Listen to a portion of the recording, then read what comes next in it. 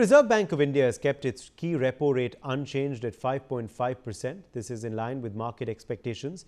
The central bank had cut the repo rate by 100 basis points in the first half of 2025, but paused at its previous meeting in August.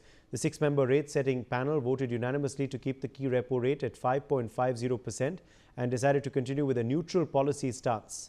Let's listen in to what the RBI governor said. Ongoing tariff and trade policy uncertainties will impact external demand, prolonged geopolitical tensions, and volatility in international financial markets caused by risk-off sentiments of investors pose downside risks to the growth outlook.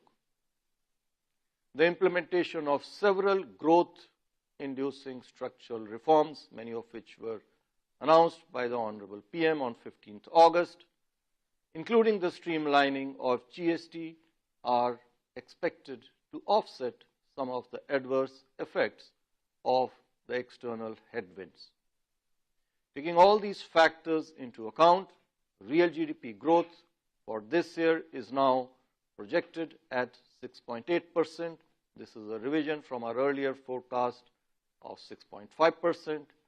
Q2 now is projected at 7%, Q3 at 6.4%, Q4 at 6.2%. Real GDP growth for Q1 next year is projected at 6.4%.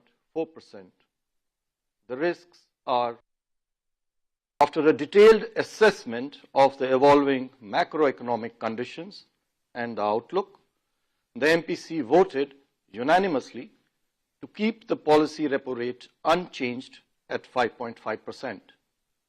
Consequently, the STF rate remains at 5.25%, while the MSF rate and the bank rate remain at 5.75%. The MPC also decided to continue with the neutral stance. I shall now briefly set out the rationale for these decisions. The MPC observed that the overall inflation outlook has turned even more benign in the last few months. Brian Thomas joins us for more on this story. Brian, repo rate has been left unchanged by RBI today at its monetary review meeting. Take us through the rationale of this decision. Well, clearly, RBI Governor Sanjay Mehrotra has warned that ongoing tariffs and trade policy uncertainties could dampen external demand, while prolonged geopolitical tensions and volatility in global financial markets even may erode investor sentiment. And clearly, at the same time, he noted that the rollout of several growth-oriented structural reforms, including the streamlining of the GST, is also expected to partially mitigate those external headwinds. And also, he took these consideration into account, and the RBI has also raised its GDP growth projections for the current fiscal year to 6.8%, up to the earlier estimate of 6.5% for quarterly projections. And very importantly, looking ahead, also what he stated that the growth in Q1 of the next fiscal year is also forecast at 6.4%. And he also stressed that the risks to this outlook are evenly balanced, meaning that they could push growth either upward or downward, depending on how global and domestic factors are evolving also at this very rate itself. Even he also announced that to keep the policy repo rate unchanged at 5.50%, where if you talk about the standing deposit facility, that the SDF,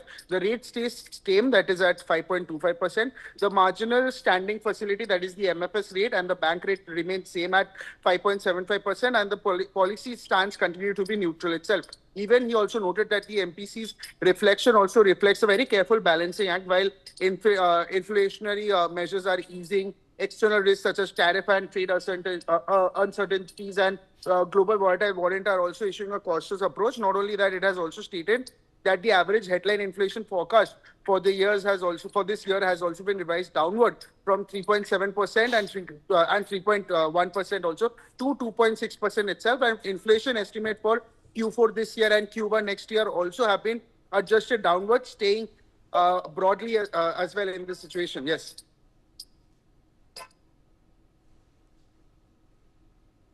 Professor M.K. Agarwal, senior economist, is with us live on the broadcast. Professor Agarwal, what do you read between the lines into this decision taken by RBI? What do you believe prompted this? Yeah, in fact, the situation that has been described by the RBI governor today morning, it is showing that Indian economy is gaining strength despite much of global uncertainties and much of the tariff war that has been initiated by US. So I believe that if the growth rate is being pegged up from 6.5% to 6.8%, and that is a wonderful measure for the Indian economy, because the Indian economy is the only shining star in the global economy.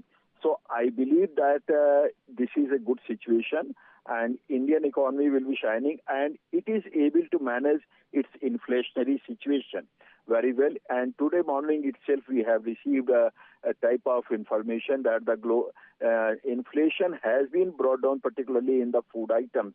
So it is giving much of the can say relief to the common man, and this will further boost the economy, reform, GST rationalization.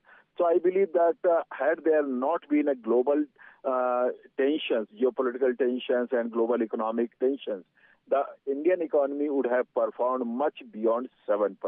But still, if it is able to move 6.8% or 7%, it is a miracle in the global scenario. Appreciate you joining us, Professor Agarwal, with your perspective on that story. Now, External Affairs Minister S. Jaishankar has greeted his Chinese counterpart Wang Yi and the people of China on the occasion of the founding day of the People's Republic of China.